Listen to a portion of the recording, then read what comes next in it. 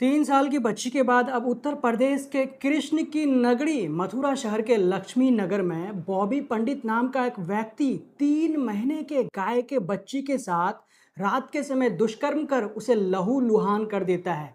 सुबह जब गाय का मालिक अपने गाय और बछिया को चारा देने आता है तो वो देखता है कि उनका बछिया जमीन पर बहुत ही गंभीर हालत में पड़ा हुआ है और उसके गुप्तांग से खून निकल रहा है। जब इसके बारे में बछिया के मालिक हरीश चंद्र ने मालूम किया तो लोगों ने बताया कि देर रात बॉबी पंडित ने उसके बछिया से इस तरह का दुष्कर्म किया।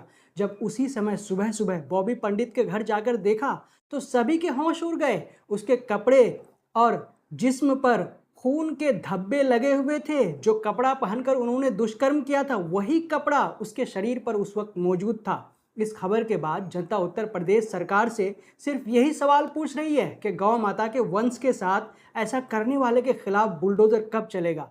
महिलाएं तो महिलाएं, छोटी बच्चियां तो छोटी बच्चियां, अब गाय के बच्चे भी सुरक्षित नहीं है। इसी उत्तर प्रदेश के बारे में हमारे देश के गृह मंत्री अमित शाह कहा करते थे कि अगर रात को कोई महिला अपना गहना लाद कर चलती है तो उसे कोई खतरा नहीं है। तो उसी उत्तर प्रदेश से इस तरह का मामला सामने निकल कर आया जहां पर पंडित नाम का ये व्यक्ति एक 3 माह की बचिया के साथ दुष्कर्म करता है। आज मथुरा जनपद में थाना जमनापाद क्षेत्र के अंदर एक शर्मसार करने वाली एक ऐसी घटना को अंजाम दिया गया कि आत्मा अंदर से पूरी विचलित हो चुकी है कि एक बॉबी पंडित नामक युवक के द्वारा 3 महीने की एक गौ माता के बच्चे यानी बछिया के साथ रात्रि के समय में दुराचार किया गया।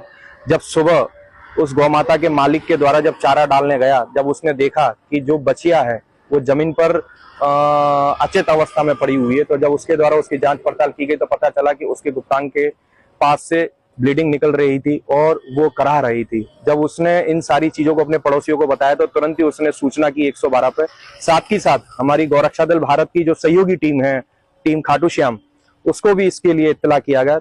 जब गाय के मालिक हरीश चंद और कुछ लोग उनके साथ बॉबी पंडित के घर गए और उन्हें खून के साथ लथपथ पाया गया तो उसी आधार के बुनियाद पर उन्होंने पुलिस को फ़ोन किया और गौ रक्षक सेवा दल को भी फ़ोन किया। उसके बाद जब पुलिस आई तो पुलिस भी जब बॉबी पंडित से पूछताछ किया तो उन्होंने अपना सारा जुर्म कबूल कर लिया। उसके बाद जो बच्चिया है, बच्चिया का ट्रीटमेंट किया गया, उन्हें इंजेक्शन लगाया गया और उसका देखभाल किया जा रहा है। और उस जब बॉबी पंडित ने इसे कबूल कर लिया कि हाँ हमने बच्चिया के साथ इस तरह किया तो फिर पुलिस उन्हें अपने साथ ले गई और आगे की कार्रवाई उनके साथ की जा रही है। तो दोस्तों इस तरह के मामले अब देश से सामने निकल कर आ रहे हैं जिसे सुनकर सब हैरान हैं कि आखिरकार एक 3 महीने के छोटे बच्चिया के साथ ये पंडित ऐसा कैसे कर सकता है। दूसरी तरफ ये भी बताया जा रहा है कि ये पंडित जब ऐसा दुष्कर्म कर रहा था बच्चिया के साथ तो वो नशे की हालत में था।